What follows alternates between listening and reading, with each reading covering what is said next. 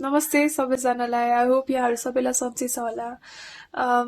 I know अहिले social मिडियामा न्युजतिर चाहिँ धेरै इस्युजहरू छन् अनि एकदम डिस्ट्रेसिङ हुनसक्छ, तर आज चाहिँ यो इस्यु चाहिँ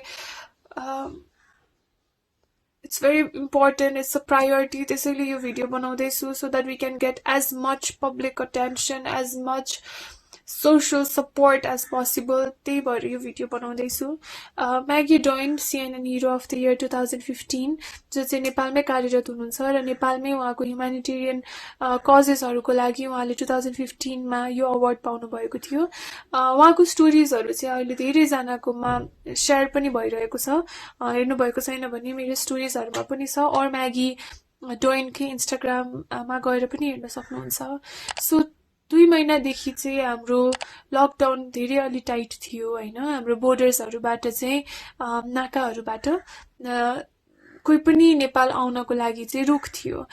यो बिचमा चाहिँ फेरि हामीले अर्को बुझ्नुपर्ने कुरा के छ भन्दाखेरि कन्ट्रोलको लागि नाकामा रोक लगाउनु इट्स अ भ्यालिड पोइन्ट, तर अप्ठ्यारोमा परेकोहरूलाई उद्धार गर्नु चाहिँ हाम्रो जिम्मेवारी हो। सो त्यसैको पालना गर्दै अब पास्ट 2-3 डेजदेखि चाहिँ भारतीय साइडको नाकाहरू चाहिँ अलि धेरै खुकुलो हुँदै गइरहेका छन् होइन।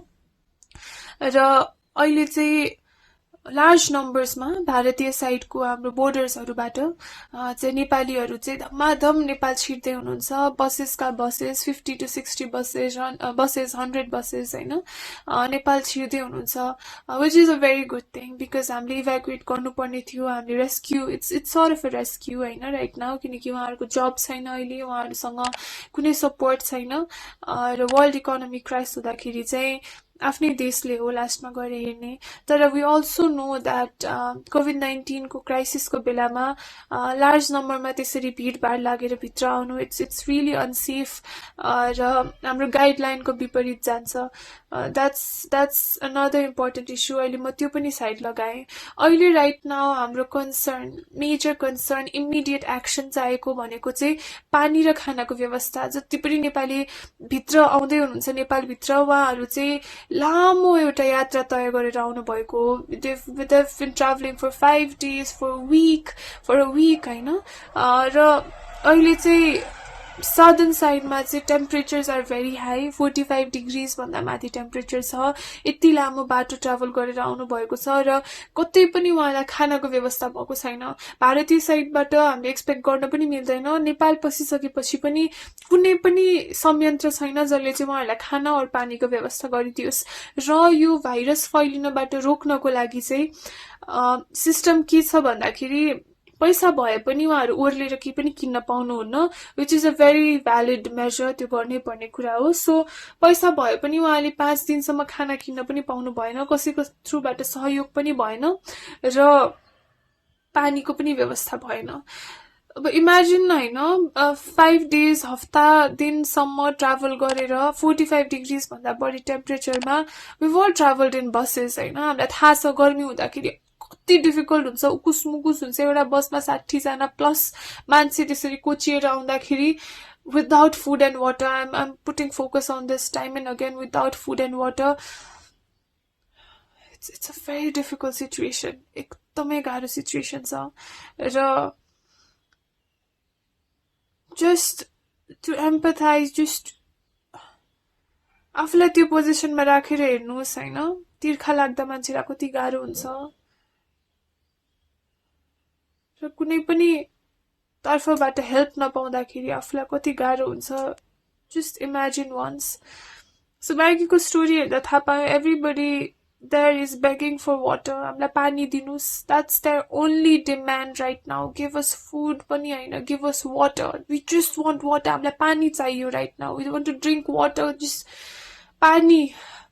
That's the main issue right now. अनि त्यति ठुलो कुरा त होइन जस्तो लाग्छ। We can solve it right. I mean त्यस्तो लाचार त छैनौँ नि त हामीहरू। र अहिले प्रब्लम अर्को के भयो भन्दाखेरि सङ्क्रमण सर्ने डरले चाहिँ नि जो पनि गएर पानी दिन पनि मिलेन। एउटा प्रपर च्यानल हुनु पर्यो होइन, एउटा मेजर एउटा प्रपर प्लानको थ्रुबाट एक्जिक्युसन हुनु पर्यो. सो म्यागीसँगको कुरा गर्दाखेरि द फर्स्ट थिङ इज उहाँ त्यहाँ गइसकेपछि she saw the situation, she try to bring light into it, र प्रदेश सरकारसँग पनि she had a really long meeting. र हाम्रो प्रदेश सरकार, कर्णाली प्रदेशको सरकार का मन्त्रीहरू आफै पनि कर्णालीको नाकामा गएर they saw the situation and they realized okay this is important. I am sure that realized it before, तर जे कुरा पनि देखिसकेपछि अझै धेरै you can feel the problem. So त्यो भयो. सो दे आर ट्राइङ है, I am not trying to blame game anyone. मैले गभर्मेन्टले गरेन, यो गरेन, त्यो गरेन भन्न खोजिरहेको छैन. तर म्यागीलाई हिजो हामी राति 11:30 बजीसम्म कुरा गर्दै थियौँ. राति 12 बजी फोन आएछ. I want to remind you, उहाँहरू दिनभरि पानी र खाना पुऱ्याएर बेलुका घर फर्किसक्नु भएपछि राति 12 बजी फोन आयो फ्रम प्रदेश सरकारको थ्रुबाट. कोही रिप्रेजेन्टेटिभले कल गर्नुभयो होला, हामीलाई 5,000 बोतल पानी चाहियो भनेर नाकाहरूमा. She was out of it. हामीसँग सकिसक्यो, अब हामी जे थियो सबै बाँडिसक्यो, हामीसँग अहिले छैन भनेपछि अब के गर्ने भनेपछि कर्णाली प्रदेश अब टेन्डरमा जानुपर्ने भयो. 5,000 बोतल पानी किन्नको लागि हामी टेन्डरमा जानुपर्ने भयो. मान्छे तिर्खाइरहेछ. अब टेन्डरको प्रोसेस कति लामो हुन्छ यहाँलाई थाहै छ होला. सो हाम्रो सिस्टममा केही खोट देखियो कि राइट नाउ. हामीसँग 3 tiers अफ गभर्मेन्ट छ. म्युनिसिपालिटी छन्, प्रोभिन्स छन्, हामीसँग सेन्ट्रल गभर्मेन्ट छ, फेडरल गभर्मेन्ट छ. तर यो संरचना चाहिँ 2.5 वर्ष मात्र भयो हामीले फर्म गरेको. It's like a new born baby के बच्चै छ यो संरचना. र यो संरचनाले कहिले पनि यो लेभलको क्राइसिस देखेको छैन. It has never seen such crisis. र पेपरमा it looks fine, system looks fine, सबै कुरा पर्फेक्ट देखिन्छ. तर प्रब्लम पर्दा सिडिओ का जाँदा नगरपालिका जाऊ भनिन्छ, नगरपालिका जाँदा प्रदेशमा जाऊ भनिन्छ, प्रदेशमा जाँदाखेरि we want to help but we don't have enough funds भनिन्छ. कर्णाली प्रदेश आफैमा पनि it's one of the weakest, किनकि उहाँहरूको आफ्नो इन्कम चाहिँ त्यो प्रदेशबाट एकदमै थोरै छ. So they really have to depend on the federal government. र उहाँहरूलाई चाहिँ it's really challenging. They are trying the level best. तर यो लेभलको क्राइसिस चाहिँ उहाँहरूले पनि they have never tackled it before. र फन्ड छैन भनौँ भने फेडरल गभर्मेन्टमा including all the international and national grants and loans हामीसँग $1.2 billion. Just imagine how big an amount that is. $1.2 billion चाहिँ हामीसँग छ राइट नाउ. त्यो निकासा गर्नको लागि चाहिँ पोलिसी बन्नुपर्छ. फेरि गभर्मेन्ट लेभलमा कस्तो हुन्छ भन्दा हरेक पोलिसीलाई निहालेर हेर्नुपर्छ, क्रिटिकल भएर हेर्नुपर्छ, सबैको सहमतिमा निस्किनुपर्छ. सो यस्तो पोलिसीहरू चाहिँ आजको भोलि पनि निस्किँदैन. So what we can do right नाउको कुरा आउँछ. Let's call up our connections. जति पनि connections छ, let's call up, let's media हुन्छ कि business houses हुन्छ कि just our friend circles हुन्छ कि let's just all get connected. र यो सिचुएसनको लागि what can we do? Packaged food कसैले म्यानुफ्याक्चर गर्नुहुन्छ भने we need to get it there. पानीको बोटल्सहरू कसैले प्रोभाइड गर्न सक्नुहुन्छ भने we need to get it there. कसैले फन्ड हेल्प गर्न सक्नुहुन्छ भने we need to get it to people like Maggi जस्तो मान्छेहरू जसले काम गर्दै हुनुहुन्छ उहाँसम्म त्यो फन्ड पुर्याउनु पर्यो. वा अरू कुनै अर्गनाइजेसन्सहरू विलिङ हुनुहुन्छ भने उहाँहरूलाई हामीले सपोर्ट गर्नु पर्यो. राइट नाउ हाम्रो नेपालभरि जति पनि एनजिओज, आइएनजिओज, नन प्रफिट हरू हुनुहुन्छ, स्पेसली यो सेक्टरमा काम गर्नुपर्ने हुनुहुन्छ, we need to get into action right now.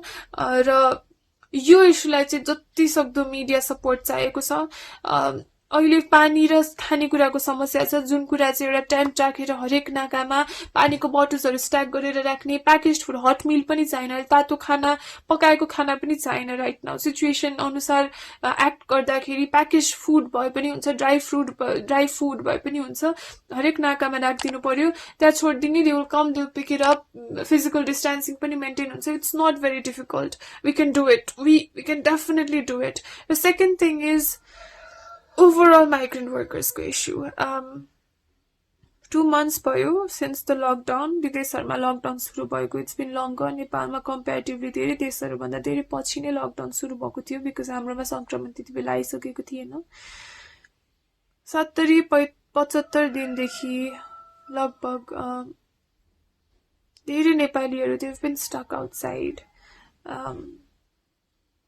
नेपालमा हामी यतिजना संक्रमित पुग्यौं भन्छौं तर विदेशमा रहनु भएको नेपालीहरूको संक्रमण गन्यौं भने it's crazy the numbers are crazy कतारमा मात्र मे 19 सम्म 6911 जनामा संक्रमण देखिसकेको थियो सिचुएसन एकदम नराम्रो छ उहाँहरू एउटा जेल भन्दा पनि नराम्रो फेसिलिटीमा बस्दै हुनुहुन्छ they all want to come back home स्टुडेन्ट्सहरू बांग्लादेशबाट कति डिस्ट्रेसिङ कल्सहरू आउँछ बहराइनबाट मलेसियाबाट डिफरेन्ट पार्ट्स अफ द वर्ल्डबाट इभन डेभलप्ड कन्ट्रिजहरूबाट प्लिज रेस्क्यू अस हामीलाई इभ्याकुएट गरिदिनुहोस् भनेर many people are in dire need right now 12,000 जति मान्छेलाई आम माफी पनि भइसक्यो भन्नाले जेलमा रहनु भएका नेपालीहरू विदेशमा जो चाहिँ भर्खर छुट्नु भएको छ they don't have any place to go देश फर्किनु भन्दा बाहेक विकल्पै छैन र कतिजना पैसा तिर्न पनि तयार छौं भन्नुभएकाहरूले पनि हामीले एड्रेस गर्न सकेका छैनौं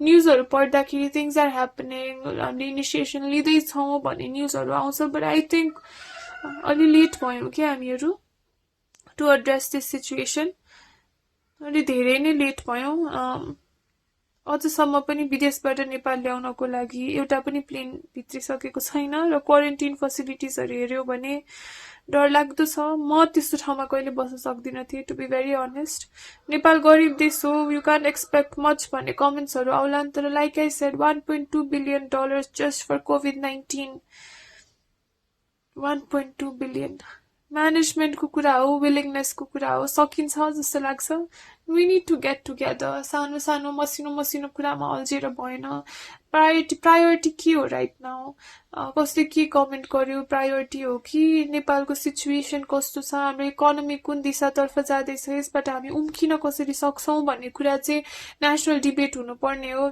choice is yours but I think यो क्राइसिस जस्तो इम्पोर्टेन्ट चाहिँ कसले के कमेन्ट गर्यो भन्ने कुरा चाहिँ कहिले पनि हुन सक्दैन सानो तिनो कुराहरुबाट चाहिँ I think we need to get out